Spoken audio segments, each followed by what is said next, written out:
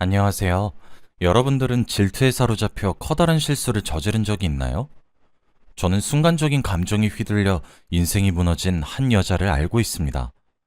오늘 그 이야기를 한번 해보고 싶어서 이렇게 사연을 보내게 되었습니다. 저는 여자입니다. 제 나이는 31이고요. 저는 작년에 정말 기가 막힌 일을 겪었어요. 저는 믿었던 사람에게 설명하기가 힘들 정도의 정말 커다란 배신을 겪었습니다. 제게 그렇게 큰 배신감을 안겨준 사람은 다른 사람이 아닌 바로 제 친구였어요. 제게는 10살 먹은 꼬꼬마 시절부터 친구였던 20년 지기 친구가 있었습니다. 이 친구의 이름은 희영이라고 해요. 희영이랑 저는 초등학교를 다니던 시절부터 엄청 친한 친구였어요. 3학년 때 같은 반이 되면서 친해졌는데 졸업할 때까지 계속 같은 반을 하게 되더라고요. 아주 당연스럽게 우리는 함께 학창 시절을 보내면서 단짝 친구가 되었어요. 저희 동네에는 여자 중학교와 여자 고등학교밖에 없어서 희영이와 저는 같은 중고등학교도 졸업했죠. 저랑 희영이 둘 다 형제 하나 없는 외동이었기 때문에 정말 친구처럼 자매처럼 어울렸어요. 공부도 비슷한 수준으로 했었고요. 그래서 완전 같은 대학교에 붙은 것은 아니었지만 서울 지역에 있는 비슷한 수준의 대학교에 붙었어요. 둘 다 강의가 끝나면 함께 술을 마시기도 하고 놀러도 다니기도 하고 그러면서 지냈죠. 하지만 학창 시절만큼 많이 어울리진 못했어요. 희영이는 알바를 진짜 많이 했거든요. 사실 희영이 집은 조금 가난합니다. 그래서 저희 집에서 많이 도와줬어요. 저희 집은 부모님 두 분 다 일을 하고 계셔서 그런지 경제적으로 조금 여유가 되시는 편이거든요. 저희 아버지가 작은 사업체를 하나 굴리고 계시기도 하고요. 하지만 저와 달리 희영이는 부모님이 이혼을 하셔서 어머니랑 둘이서 살았어요. 희영이 어머님 외벌이로 생계를 꾸려나갔죠. 희영이도 외로움을 많이 탔어요. 그래서 저는 그런 희영이를 저희 집으로 데려와서 자주 놀았고 공부했어요. 그렇게 함께 지냈습니다. 희영이 어머님께서도 많이 미안해하셨지만 그만큼 고마워하셨었어요. 반찬이나 이런 것들을 싸주시기도 하셨거든요. 희영이는 성격이 싹싹한 편이었어요. 시간이 가면 갈수록 저희 가족들도 정말 저희 집 둘째 딸처럼 희영이를 대했거든요. 어느 정도였냐면 대학교 입학 선물로 저희 아버지가 희영이의 첫 대학 등록금을 내주실 정도였으니 말을 다 한 셈이죠. 게다가 저희 부모님도 희영이가 저와 잘 지내줘서 무척 고마워하셨고요. 사실 저는 부모님과의 거처 문제 때문에 이사를 엄청 많이 다녔어요. 제가 10살에 희영이를 만난 것도 이 동네로 이사 오게 되어서 만나게 된 거였습니다. 저는 낯을 무척이나 가리는 스타일이어서 새로운 환경에 적응하는 것을 무척 힘들어했어요. 그리고 정말 외로움을 많이 타는 편이고요. 어릴 땐 특히 더 심했죠. 그래서 혼자 있는 걸 싫어했던 것 같아요. 제가 그럴 때마다 희영이가 슈퍼맨처럼 나타나서 저를 도와주었어요. 그래서 다른 아이들과 쉽게 어울릴 수 있었고 저 또한 친구들에게 스스럼 없이 다가갈 수 있을 정도로 성장할 수 있었으니 저희 부모님이 특히 희영이를 아낄 수밖에 없는 노릇이었죠. 그래서 희영이랑은 정말 많은 추억이 있어요. 30살이 넘은 지금까지도 희영이와 함께한 시간은 어마어마하고 그만큼 추억도 많아요. 아마 그런 이유로 저는 희영이가 저를 배신할 거라고는 차마 생각도 못했던 것 같네요. 사실 제게는 당시 8년을 만난 남자가 있었습니다. 22살에 만나 30살까지 만난 남자였어요.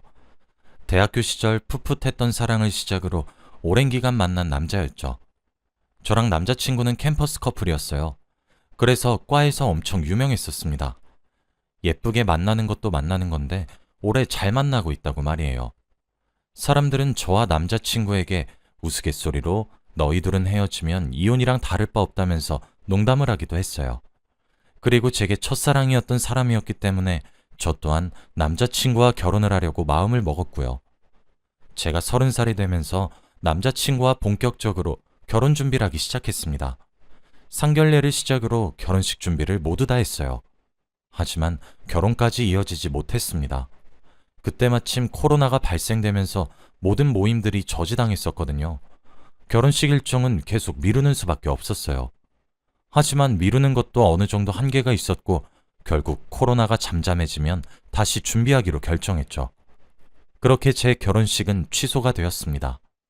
그렇게 1년 정도의 시간 동안 거리두기 제한이 완화가 될 때를 노려서 결혼을 하자고 했죠. 그런데 분명 저와의 결혼을 결심했던 남자친구의 반응이 점점 뭐라고 해야 하나? 김이 새는 듯한 반응이었어요. 어느새 저만 결혼 이야기를 꺼내고 있었고 남자친구는 제가 결혼을 재촉한다고 듣기 싫다며 진저를 치기 시작했어요. 그러다 저는 결국 남자친구로부터 일방적인 파혼을 강요당했습니다. 처음엔 이벤트를 하려고 하나 싶기도 했고 장난을 치는 건가? 의아했었어요. 조금 짓궂은 장난인가 아니면 조금 독특하게 프로포즈를 하려고 하는 건가 했거든요. 그런데 전부 다 아니더라고요. 남자친구는 진심으로 제게 파혼 이야기를 꺼냈어요. 당연히 저는 붙잡았지만 남자친구는 저와 연결된 모든 연락수단을 끊어버리거나 바꾸면서 통보를 한 뒤 사라져버렸습니다. 연락도 받질 않고 찾아가도 만나주질 않더라고요.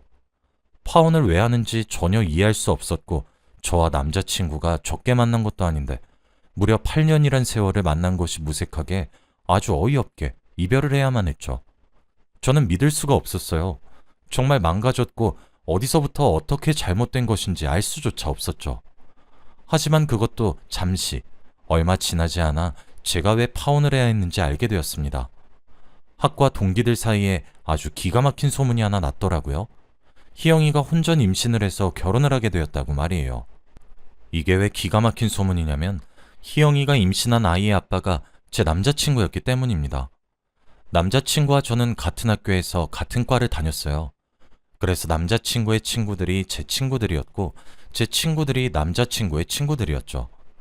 당연히 저와 남자친구의 동기는 같은 사람들이고요. 그리고 제가 희영이와 자주 놀면서 희영이가 제 동기들과 친구라기도 했고요. 그래서 제 동기들은 전부 희영이가 누군지를 알고 있어요. 제 남자친구는 결혼을 한다고 청첩장을 돌렸더군요. 그런데 받은 청첩장의 신부 얼굴이 제가 아니더랍니다. 그래서 동기들이 헤어졌냐고 물으면서 희영이가 임신한 사실까지 알게 된 것이죠. 그 이야기를 들은 날도 저는 집에서 혼자 울고 있었어요. 저와 친한 동기 하나가 저희 집을 찾아왔더군요. 그러면서 화를 막 내더니 제게 그 소식을 그대로 전달해 주었습니다. 남자친구에게 받은 청첩장을 함께 보여주면서 말이에요. 처음 동기의 입에서 나오는 이야기들이 믿기지 않았습니다. 하지만 동기가 내민 청첩장을 받아보니 더 이상 부정할 수가 없겠더군요. 게다가 동기가 받아온 청첩장 또한 문제가 되었어요. 처음엔 두 눈을 의심했어요. 왜냐면 동기가 받은 청첩장의 디자인을 저와 남자친구가 함께 정한 거였거든요. 그제서야 보이더라고요. 청첩장 안에 웃으며 서 있는 희영이가요. 뿐만 아니라 제가 남자친구와 함께 상의해서 선택했던 디자인의 웨딩드레스를 입었고 제가 고른 드레스들과 컨셉들로 웨딩 사진을 찍었고 제가 발품을 미친 듯이 팔아 겨우 예약했었던 예식장에서 결혼식을 하더군요. 친구가 청첩장을 보면서 제게 이야기를 했었어요. 야, 이게 말이 된다고 생각하니? 신부 얼굴만 바뀐 수준이야. 라고 말이에요. 제가 직접 청첩장을 빤히 들여다보니까 친구의 말이 100번 옳더라고요. 왜 그런 말을 했는지 알겠더군요. 정말 신부의 얼굴만 달라졌을 뿐이더군요. 제가 더 기가 막히고 배신감이 들었던 것은 희영이가 이 이야기를 제게 단 한마디도 하지 않았던 거였어요. 진짜 지금 생각해도 제가 기가 차네요. 차라리 교통정리라도 좀 잘해주던가. 저는 남자친구네 집을 찾아갔습니다. 저와 남자친구는 결혼하고 함께 살 신혼집을 샀었고 저는 본가에 살고 남자친구는 거기 들어가서 살았어요. 그곳을 그대로 사용하고 있더군요. 초인종을 누르니까 저를 맞아준 사람은 남자친구가 아니라 희영이었습니다. 그게 더 어이가 없었어요. 희영이는 저와 눈을 마주치지 않고 현관에 서 있기만 하더군요. 저는 희영이에게 어떻게 된 일인지 설명을 요구했습니다. 하지만 희영이가 제게 건넨 말은 설명이 아니었어요. 미안해. 하지만 네가 우리를 이해해줄 수 없을까? 우린 친구잖아. 사실 나랑 그 사람 사이에 아이가 생겼어. 그냥 좋은 마음으로 축복해줄 순 없겠니? 너에겐 정말 미안하게 생각하고 있어. 너 진짜 미친 거 아니니? 다른 사람도 아니고 어떻게 네가 나한테 이럴 수가 있어. 현관을 사이에 두고 밖에서 옥신각신 떠들고 있으니까 신혼집 안쪽에서 누가 나와서 말리더군요. 제 남자친구였던 그놈이었어요. 저는 정말 엉엉 울면서 남자친구에게 소리를 질렀습니다. 다른 사람도 아니고 네가 어떻게 나한테 이럴 수가 있어? 우리가 하루 이틀 만났어? 8년이야. 무려 8년을 만났는데 대체 어떻게 나한테 이러냐고. 두 사람 언제부터 이랬던 거냐고. 오열을 하면서 소리를 질렀죠. 그런데 미안하다고 무릎을 꿇고 손이 발이 되도록 빌면서 사죄해도 모자랄 판국에 제게 남자친구는 그러더군요. 야, 내가 미안하다고 했지. 아, 그럼 뭐 어쩌란 거야. 애가 생겼다잖아. 그럼 애를 지워? 낙태라도 시키고 다시 너랑 결혼할까? 뭐 그래 주길 바래? 아니 진짜. 그래, 내가 미친놈이다. 미안해. 진짜 미안하다. 이제 됐니? 네가 이러지 않아도 나 머리가 터질 것만 같아. 그럼 내가 어떻게 해야 돼? 아이가 생겼고 책임은 져야 될 거 아니야. 정말 할 말을 잃게 만들더군요. 희영이도 옆에서 거들기 시작했어요. 그냥 네가 잘못된 타이밍을 가진 거고 난 그걸 바로잡은 거야. 우리가 원래 진짜 인연인 거고 네가 그걸 빼앗았던 거라고. 우린 모든 것을 다시 바르게 돌려놓는 것뿐이야. 사랑을 축복해줘. 그 말을 끝으로 저는 쫓겨나다시피 그곳을 빠져나와야 했어요. 두 사람은 그렇게 결혼을 했습니다. 배가 나오기 전에 결혼을 하고 싶었던 것인지 서둘러서 결혼을 하더라고요. 제가 할 수 있는 건 아무것도 없었어요. 솔직히 하라고 하면 못할 것이 없긴 했겠지만 임산부를 상대로, 심지어 제 인생의 가장 큰 부분을 차지하는 두 사람을 상대로 무엇이든 할 자신이 없어 못했어요. 그래도 제 동기들은 정상이었던 건지 아무도 결혼식에 참석하진 않았더라고요. 불륜이랑 뭐가 다르냐면서 뒤에서 욕도 신명나게 해주기도 했고요. 그렇게 지금 딱 1년이 지났습니다. 그 시간 동안 솔직히 살아있어서 계속 사는 느낌이었어요. 죽고 싶기도 했었죠. 가족이랑 친구들이 저를 도와주지 않았다면 아마 저는 계속 울고만 있었을 거예요. 게다가 며칠 전 알게 된 이야기가 하나 있어요. 그렇게 세계의 사랑을 하는 듯 제 가슴에 비수를 꽂으며 결혼을 했던 두 사람이 이혼을 하게 되었다고 하더군요. 근데 그 이야기도 정말 기가 막힙니다.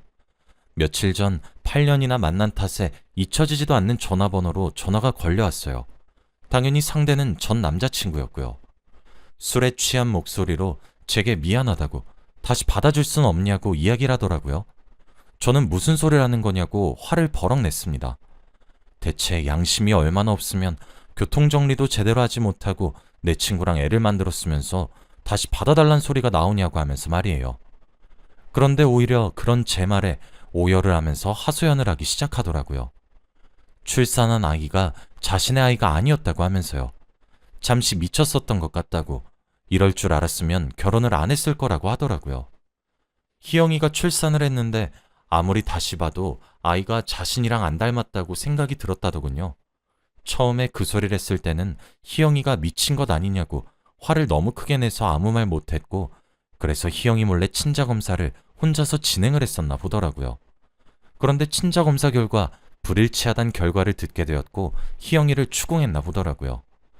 희영이가 대학교를 다니는 내내 아르바이트를 정말 많이 했었어요. 집안의 생계와 대학 등록금을 벌어야 해서요.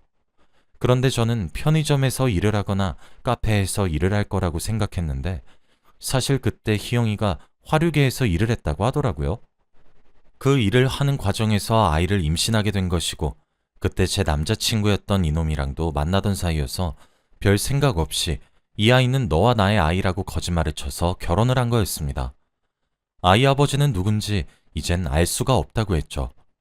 친자가 아니란 결과지를 희영이 눈앞에 들이밀었더니 그제서야 희영이가 모든 것을 실토했다고 하더라고요. 그러면서 희영이가 너무 괘씸해서 변호사를 알아보는 중이고 합의이혼이 아니라 소송으로 진행할 거라고 궁금하지도 않아 묻지도 않은 부분까지 상세하게 이야기를 해주더라고요. 이혼하고 돌아가겠다고, 평생을 속지 않은 마음으로 살겠다고 받아주면 안 되냐고 하는데 어이가 없어서 저는 말 같지도 않은 소리 하지 말라고 하고 전화를 끊었습니다. 세상에, 남의 눈에 눈물을 빼고 살면 피눈물을 흘린다고 하더니 옛말 틀린 것 하나 없더라고요. 저는 전화를 끊고 희영이에게 전화를 걸었습니다. 받을 거란 기대도 하지 않고 있었는데 전화를 받아주더라고요. 한껏 약을 올렸어요. 너 이혼하게 생겼다며? 내가 이걸 어떻게 알았는지 궁금하지 않니? 궁금하지 않아도 꼭 들어. 방금 네 남편이 나한테 전화 왔더라? 평생 속죄하면서 살겠다고, 이혼하고 돌아갈 테니까 받아달라고 말이야. 너네 남편 관리 좀 하는 게 어때? 수준이 너무 떨어지잖아. 희영이가 제게 소리를 빽 지르고는 펑펑 울기 시작하더군요. 이게 다 너 때문이야! 라고 하면서요. 제가 자신의 인생을 망쳤다고 합니다. 같은 하늘 아래에서 같은 공기를 마시면서 사는데 제가 유복한 환경에서 자라는 것도 너무 싫었고 좋은 옷을 입고 다니는 것도 너무 꼴보기가 싫었다고 하더라고요.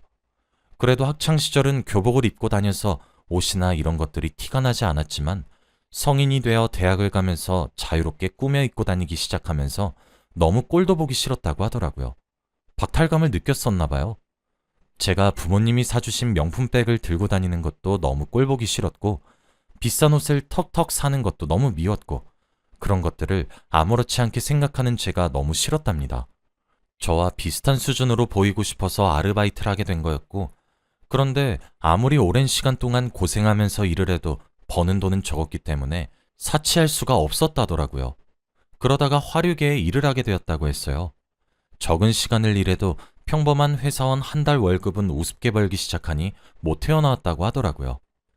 그만두려고도 해봤는데 일을 그만두니 그곳에서 일을 하면서 커진 씀씀이가 감당이 되지 않아 다시 찾아가서 일을 하기를 반복했다고 합니다.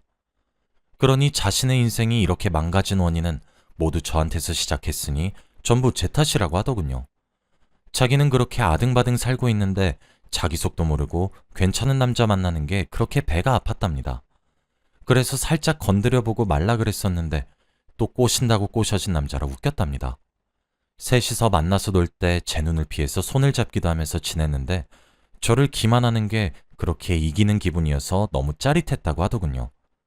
그러다 아이를 임신했고 이왕 이렇게 된 거 그냥 결혼해버리자 싶어서 저질렀답니다. 자기 인생은 망쳐졌고 그 원인은 제게 있으니 저더러 책임을 지고 위자료를 달라고 하더군요. 말을 듣는 내내 얼마나 어이가 없고 우스웠는지 몰라요. 참 오랜 기간을 알아왔지만 사람이 변하는 것은 순식간이라고 하더니 그 말이 맞더군요. 내가 몇십 년을 알아온 모습은 온데간데 없고 말이 통하지 않는 여자만 남아있더라고요. 위자료는 네가 줘야 되는 거 아니야?